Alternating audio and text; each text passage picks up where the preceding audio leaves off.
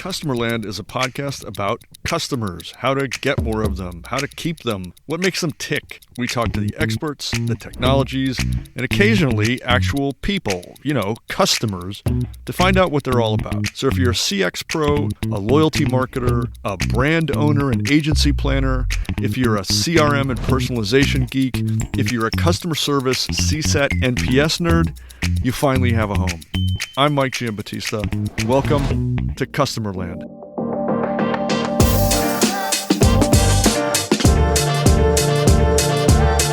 Very honored today to be talking with Eilon Reshef, who is co-founder and chief product officer at Gong. And I'm going to make a very brief introduction just for context. If you're not aware, Gong is, I think, acknowledged as best-in-class revenue ops intelligence. That's a phrase I just made up. It might be accurate-ish. You'll tell me if it's not. But Eilon, as co-founder and chief product officer, is deeply involved in what the product does, why it was built the way it was. But I'm really looking forward to getting your perspective on what's happening in RevOps as it relates to the rest of the customer, hate to use it, customer journey, and how people are leveraging it. So with that, Eilon, thank you. Really appreciate it. Maybe you could do a more accurate job of describing what Gong is and your kind of role as co-founder and chief product officer. Sure, and thanks for inviting me. As you said, my name is Eilon, one of the founders, chief product officer at Gong, and I think you put it in a great way. So Gong indeed is we call it a revenue intelligence platform. It powers, I would say, critical revenue workflows, which, as you said, revenue operations people are kind of responsible with. The idea is help the revenue professionals kind of call it achieve their full potential or maximize kind of their output. So the Gong platform enables this and drives impact in multiple outcome areas, helps with growth, decision making, seller performance, get more feedback to the product people, implement sales methodologies, understand your customer better. So across multiple outcomes, drives better performance for the whole revenue org. I was looking at some of the graphics that describe kind of how Gong works. And I have to be honest with you, this show you my ignorance here, is that I looked at, you aggregate all these different signals and channels, and the technology kind of grades them and produces suggested outputs, I would say. And it always seemed to me, more recently anyway, like, why hasn't anybody done this before? This should have been done before. It just seems like somebody invented the wheel and then there we go. But you've got a much more sophisticated take on that than what I've described. But maybe you could just kind of walk us through kind of a very light product demo, a verbal product demo, if you would. Sure, and I think you raised a good question. Why other people didn't do it? I think if you sort of rewind 5 to 10 years back, revenue operations professionals, the way they were thinking about maybe running their business, so to speak, is actually asking sellers to enter more and more data into what's called a CRM system, customer relationship management system. And they would do it in different ways. Say, hey, when you move from stage 1 to stage 2, enter this data. When you kind of finish a call, enter that data.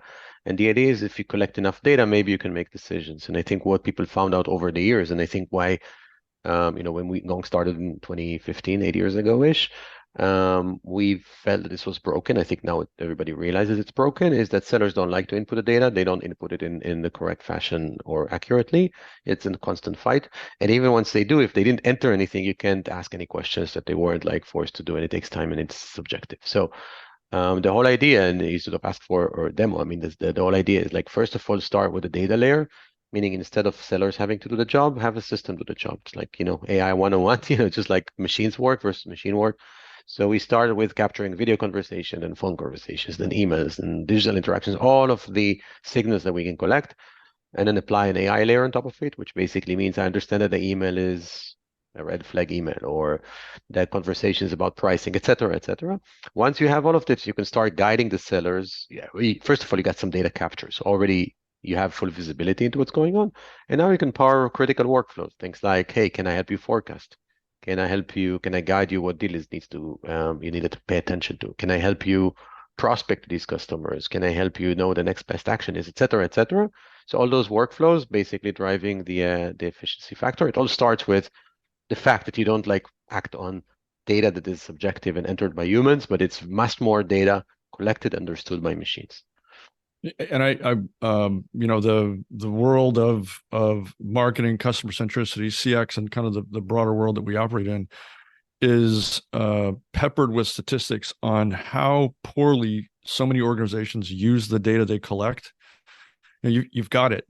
You may have even kind of packaged it intelligently, but there it kind of sits. And it seems to me the way Gong delivers the insights, you probably wouldn't use this phrase in a pitch, but it seems like they're kind of spoon-fed for the people responsible. Like literally, here's the next best action based on what you told us. If you press these two buttons in this sequence, then these couple things are likely to happen, and then here you go. Broken down into micro actions, if you will, things that can actually be actionable, as opposed to conceptual insights, which tend to be shelved after a while. Yes, the idea, the more you can provide sellers with guidance and even automation, the more efficiencies you can drive. So there is completely crazy statistics from, I think it comes from Forrester, that sellers spend less than, I think it's about 23% of their time actually selling. The rest is all sorts of, meeting preparation, meeting dump, data entry, HR stuff. And the more Avoiding you selling, can, yeah. yeah, this is crazy. So I think the more you can guide people, it's like, hey, focus on this deal now, you're going to be effective. And the more you can actually replace work by saying, call it automation or content production. It's like, hey, let me write a draft email for you. Now, instead of drafting an email from scratch, it takes you 5 minutes to edit versus 30 minutes to write. Or here's a deal summary. You've never seen this account before. You're a manager. It's the first time you're helping the seller work with this account. If I can give you the information 5 minutes asynchronously on your mobile phone while you're on the way to a meeting versus having a 1 hour preparation call, I just saved you 55 minutes. So it's all Right. about, like the number one thing I think with all AI systems, but certainly with Gong, is eventually it's efficiency. I want to take a quick break from the conversation to tell you about one of our sponsors. What could you achieve if you knew what your customers expected ahead of time? What if you could know what customers expect by category and by brand 12 to 18 months ahead of traditional brand tracking methods? And what if you could know exactly where to adjust and where to spend in order to drive the most benefit every time? A customer expectation audit allows you to identify areas that require strategic reinforcement, as well as pinpoint which values will contribute most to an emotional bond with your brand and optimize accordingly. Customerland has partnered with Brand Keys, the world's oldest loyalty-focused consumer research firm, to bring real-world customer expectation audits to brands, brand managers, and to CX practitioners everywhere. Want to know where your brand stands and exactly what to do about it? Go to expectationaudit.com. That's expectationaudit.com and download a sample audit today. Coincidentally, I was on a call earlier today with someone who's a RevOps consultant. By the way, who had great things to say about Gong. He was very impressed with me by the fact that I'm just speaking to you. Thank you. The halo effect worked. But I think one of the things I would love to get into with you in this conversation is, because you sit at a high level in the company, and because so many of your clients are large enterprises, and I did take a look at your client roster. It's impressive, to say the least.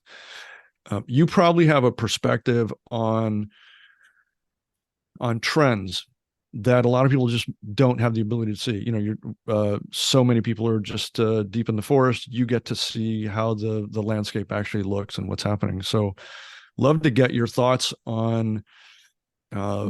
Maybe we start with some of the broader trends in revenue ops.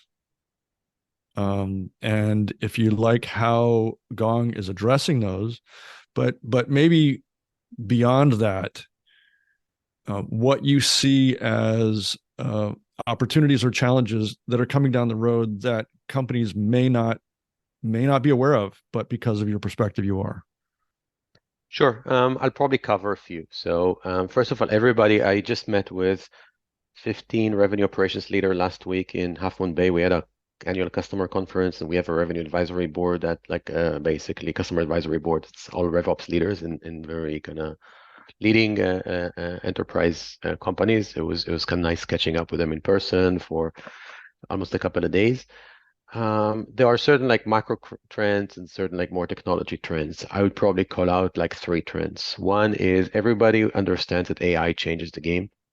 Everybody's trying to figure out where can I drive efficiencies. Nobody wants to be the last person to deploy AI, and AI is like such a buzzword that every software you buy has AI. Right. So it's not about the AI so much as about the efficiency. So I'll give you an example, right? We just launched last month or a couple of months ago, a sales engagement product helps you kind of communicate with customers. And part of it, I'll help you draft the emails. I'll create, meeting follow-ups. I will help you prospect, all of these kind of things. And I think people more nowadays understand that it's all about like a software needs to do this work that used to be human. So I think that's one axis. I think as you sort of look the outside the technology world, more of a role description, I think two things have happened. One is, especially in the tech scene, which Gong is part of, because Gong is like a technology company. There's been a kind of very natural shift from, hey, grow at all costs to sort of sustainable business, and then it kind of transformed the revenue organization from let's focus just on new business to also focus more on existing business and churn prevention and kind of upsell versus just new business sales. So that transforms also the organization, right? I pay more attention to people who are working with customers versus launching new customers. And the edge of it, which I think all revenue leaders now realize, is especially in the tech scene, there's been a function called SDR, Sales Development Representative, that's basically prospecting. And more we're seeing consolidation of this into the core AE or seller role, meaning now sellers are being asked not just to work out the pipeline, but actually create pipeline, which ironically is like how people used to sell 20 years ago, which is like do your own stuff. And they kind of diverge because you needed to high growth, and then you needed people who just focus on getting new business, and now it's kind of merging back into the seller role. So maybe the three trends, technology, kind of how to use AI for efficiencies, and two more like role specific changes, especially for tech companies. Really interesting. As you were meeting with your advisory board, did you get a sense of how companies might be addressing those challenges? Because some of those are cultural, frankly. The kind of dissolution of the SDR layer and merging that with the account side. That's not necessarily just an operational decision. It comes with a lot of cultural stuff kind of baked into it. That's just one of the hurdles. But as you're talking with your colleagues about these opportunities and trends, how are they thinking about implementing them? Yeah, as you said, I think it's a combination of, kind of call it cultural / like people issues and then technology issues. It's always together, right? Technology is not going to solve any problem without a workflow, and then just changing people without giving them the right tools is also not usually going to be effective, right? So I think all revenue operations leaders are trying, as they're doing kind of annual planning, trying to figure out, has anything changed in how we structure our business? And I'll give you an example. One of our customers basically changed the SDR to AE ratio, which used to be 1-to-1. Now it's, I think they said 1-to-5, meaning for five sellers, there's only one SDR. So this is a gradual process. It doesn't happen one day. Hey, let's fire 80% of our SDR workforce. Right. But as they hire more people, it's like, hey, your expectations are different. Culturally, you have to teach sellers and hold them accountable to generating pipeline. That's just one example. And I think it goes back to tools. It's like, what tools do you give them to do the job? Because there used to be tools for SDRs, and now the AEs require tools that are a bit different. So it's engagement is a system for engaging. And then like when Gong built it, because we built it relatively recently, we kind of build it with a seller in mind, less the SDR in mind. Works for both, but like that's the focus. And also operational rhythm. It's like, how do you create the right operational rhythm? How do you measure people? How do you hold people accountable? So it's the systems that you like, hey, here's the dashboard for progress. Here's the annual targets. Here's the quarterly targets. Here's the weekly target. So I can actually measure it more systematically. If you just have like a couple of people, I don't think you need systems so much. Right. But once you have like 5, 10 people, and of course, we have customers with over 10,000 sellers, the operation rhythm is just a must. Interesting. Are you able to talk at all about what's on Gong's roadmap, what you're looking to build out and deliver near term? Yeah. I mean, typically, I mean, not everything is public, but generally speaking, it sort of stems from what we have. So we launched basically an operational rhythm product that we call Forecast. That was last year. Good success, several hundred customers. That one is being continuously improved to let people create their own dashboards, configure the thing to their specific kind of environment. So it started with, hey, here's a bottom-up forecasting. Now it's, hey, manage your whole business using it by building your own reports, dashboards, and whatnot.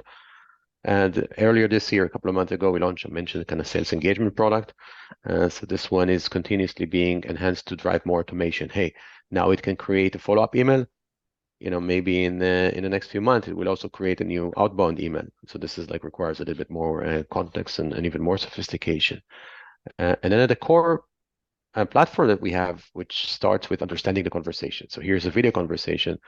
We're continuously adding more capabilities. Could we automatically score calls? Could we automatically guide you through what you can do better? We've launched recently automated summaries using kind of GenAI. Can we create more granular ones? Can we roll them up at the account level? So if I'm selling to a customer X, I can say, hey, did we ever talk with customer X about pricing? Could you summarize this for me, what they have in mind? So these kind of things. So this is a very evolving space, especially with two things that are happening. One is consolidation, meaning customers want one platform that drives it all. Second one is AI and GenAI, which basically means every task you've done using a tool 5 years ago is going to be done differently now and in 2, 3 years. Right. It's a learning moment for all of that. Huge. I mean, I'm gonna just go ahead and invite myself into the conversation, and maybe as a fly on the wall, but as you're building out and delivering the next iterations of the platform, I'd love to be just kept informed. And I know that your colleagues are very good about that, but so much of the way you're pursuing revenue ops mirrors so much of what's happening in the world of customer experience. The ways that the technologies are being applied, the strategies behind them are very, very similar. Yeah, and it's about the efficiencies, but maybe not so much consolidating roles, but how do we make those processes more efficient? And it'd be a fun conversation to look at the apples and the oranges, and maybe there's some learning there for both sides. In either case, I'll invite myself in and see if I get accepted or not. We'll see. Oh, we'll be happy to send you. I mean, Hannah's on the call, but we can put you even like on our monthly release kind of schedule. Just, hey, here's what do we have, and then always happy to would love that. Answer questions. Sure. Would love that. And as we thank you. Yeah, and we have a decent contingent of revenue ops consultants and professionals in our world, and I think all of whom will be excited to hear that we've spoken. And now there's some connection with Gong officially. So don't know what that means for business, but whatever it is, we'll open up further conversations for you. So with that, Eilon, thank you so much for your time. Hey, thank you, Mike.